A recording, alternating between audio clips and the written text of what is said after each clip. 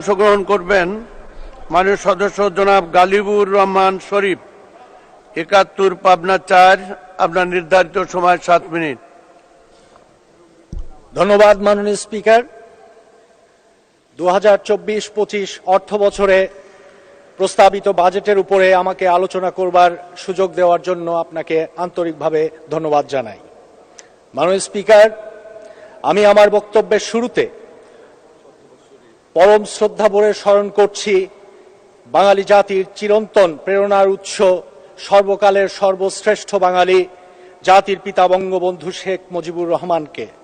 15ই আগস্টের কালো রাতে ঘাতকের বুলেটের আঘাতে নিহত মহিয়সী নারী বেগম ফজিলাতুন্নেসা মুজিব ও শিশুপুত্র শেখ রাসেল সহ বঙ্গবন্ধু পরিবারের সকল শহীদদের শ্রদ্ধাভরে স্মরণ করছি।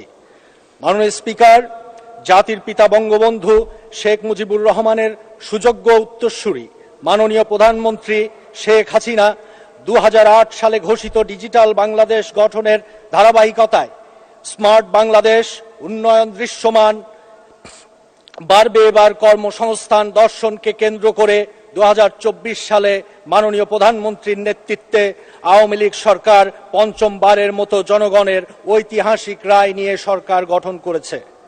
চতুর্থ শিল্প বিপ্লবের প্রেক্ষাপটে আর্টিফিশিয়াল ইন্টেলিজেন্সের যুগান্তকারী কৌশল ও প্রযুক্তি ব্যবহার করে বিনির্মিত হতে চলেছে মাননীয় প্রধানমন্ত্রীর নেতৃত্বে স্মার্ট বাংলাদেশ। মাননীয় স্পিকার, স্মার্ট নাগরিক, স্মার্ট অর্থনীতি, স্মার্ট সরকার ও স্মার্ট সমাজ ব্যবস্থা, এই 4 মূলনীতির উপর ভিত্তি করে প্রণীত হয়েছে 2024-25 অর্থ বছরের বাজেট। মাননীয় স্পিকার, দীর্ঘদিন কোভিড-19 অতিমারি, রাশিয়া ইউক্রেন যুদ্ধ ও বিশ্ববাজারে জ্বালানি তেল সহ অন্যান্য পণ্যের অস্বাভাবিক মূল্য বৃদ্ধির কারণে দেশের অর্থনীতি কিছুটা চাপে থাকলেও সঠিক রাজস্ব নীতি ও মুদ্রানীতি বাস্তবায়নের মাধ্যমে দেশের জিডিপি প্রবৃদ্ধির ধারা অব্যাহত রাখা সক্ষম হয়েছে। এজন্য মাননীয় প্রধানমন্ত্রী ও মাননীয় অর্থমন্ত্রীকে সাধুবাদ ও অভিনন্দন জানাই। মাননীয় স্পিকার, প্রস্তাবিত 2024-25 অর্থ বছরের বাজেটে শিক্ষা খাত, কৃষি খাত, স্থানীয় সরকার ও পল্লী উন্নয়ন সহ অন্যান্য খাতে যে ধরনের উদ্যোগের কথা বলা হয়েছে তা প্রশংসনীয়। ভূমিহীন ও গৃহহীনদের জন্য মাননীয় প্রধানমন্ত্রীর নির্দেশনায় সরকার আবাসনের ব্যবস্থা করে দিচ্ছে, যা অতি দারিদ্রতা নিরসনে ব্যাপক ভূমিকা রাখছে।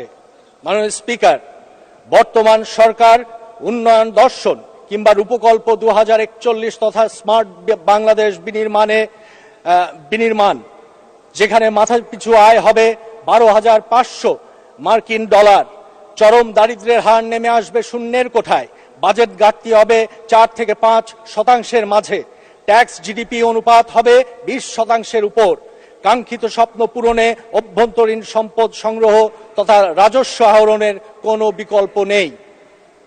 বর্তমান 2024-25 অর্থ বছরে অতি প্রয়োজন ছাড়া শুল্ক কর অব্যাহতি প্রদান না করবার যে সংস্কৃতি চালু করার ঘোষণা মাননীয় অর্থমন্ত্রী দিয়েছেন, সেটা একটি মাইল ফলক। এতে করে শুল্ক কর পরিশোধের একটি সংস্কৃতি তৈরি হবে এবং কর জিডিপি অনুপাত বাড়াতে নিঃসন্দেহে সহায়ক ভূমিকা পালন করবে। মাননীয় স্পিকার, প্রস্তাবিত বাজেটে সার্বজনীন পেনশন ব্যবস্থা, অর্থনৈতিক অঞ্চলসমূহে বিনিয়োগের অনুকূল পরিবেশ উন্নয়ন, কেন্দ্রীয় সমন্বিত আর্থিক তথ্য ব্যবস্থাপনা পদ্ধতি আইবাস++ পদ্ধতি প্রবর্তন, ইজিপি ও আইবাস++ এর মধ্যকার ইন্টিগ্রেশন সম্পন্ন করা হয়েছে, যা সরকারের আর্থিক লেনদেন আরও সহজ, স্বচ্ছতা ও দ্রুততার সাথে অনলাইন পদ্ধতিতে করা যাবে। ভ্যাট আদায় প্রক্রিয়ায় অটোমেশন নিশ্চিত করা হয়েছে। এই সব যুগোপযোগী সংস্কার কার্যক্রম এলডিসি হতে উন্নয়নশীল দেশে গ্রাজুয়েশনের চ্যালেঞ্জ মোকাবেলায় অত্যন্ত যুগোপযোগী পদক্ষেপ হিসেবে বিবেচিত হবে। মাননীয় স্পিকার, অতি বিশ্বায়নের এই যুগে সবচেয়ে গুরুত্বপূর্ণ হলো অবাধ ও ন্যায়সঙ্গত ব্যবসা বাণিজ্য। এখানে দুটো গুরুত্বপূর্ণ বিষয় হলো ইজ অফ ডুইং বিজনেস এবং অন্যটি হলো কস্ট অফ ডুইং বিজনেস। সেখানে আমাদের অনেক কাজ করতে হবে। আশার কথা হলো ইন্টারন্যাশনাল বেস্ট প্র্যাকটিস অনুযায়ী বর্তমান বাজেটের প্রস্তাবিত নীতি কৌশল জাতীয় ব্যবসা ও বাণিজ্য সহযোগীকরণের তথা বাংলাদেশে বিনিয়োগ বৃদ্ধিতে ভূমিকা রাখবে। দেশীয় ও আন্তর্জাতিক বাণিজ্য বিনিয়োগ সক্ষমতা বৃদ্ধির লক্ষ্যে মাননীয় প্রধানমন্ত্রীর নির্দেশে ইতিমধ্যে যে সকল নীতিকৌশল অনুমোদিত হয়েছে সেগুলো অত্যন্ত সময়োপযোগী ও উন্নত সমৃদ্ধ স্মার্ট অর্থনীতি গড়ার গুরুত্বপূর্ণ দলিল। দরকার হলো রাজস্ব প্রশাসন সহ সরকারি সেবা সমূহের আধুনিকায়নের চলমান কার্যক্রমের শতভাগ বাস্তবায়ন, যাতে সংশ্লিষ্ট সাধারণ জনগণ এর সুফল ভোগ করতে পারে।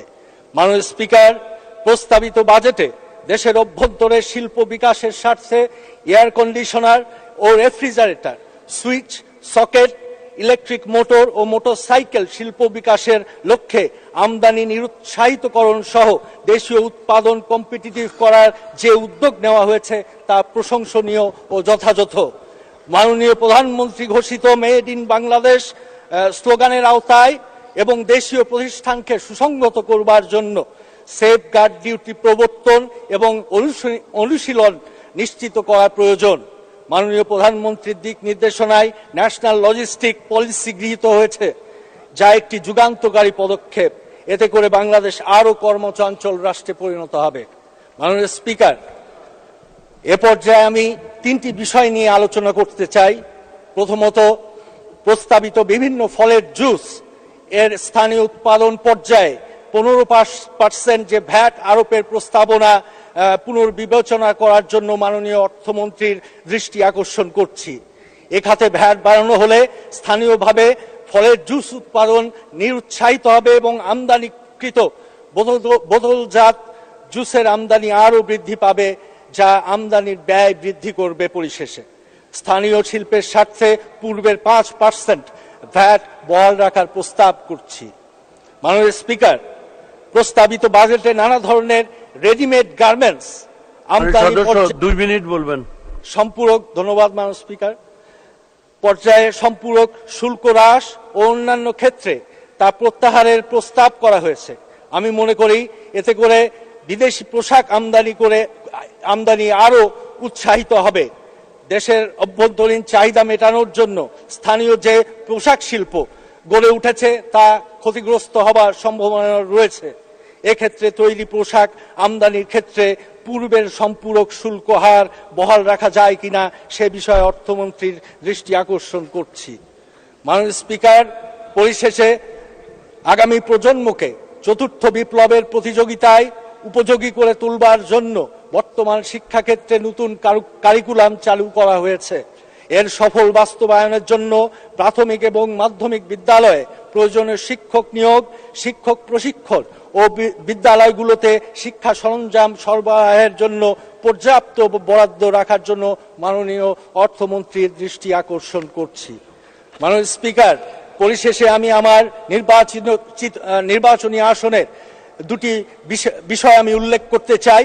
একটি হলো আমার ঈশ্বরদী উপজেলায়, যে আমি ইতিমধ্যেই বলেছি যে এখানকার একটি আমাদের রেল গেট রয়েছে।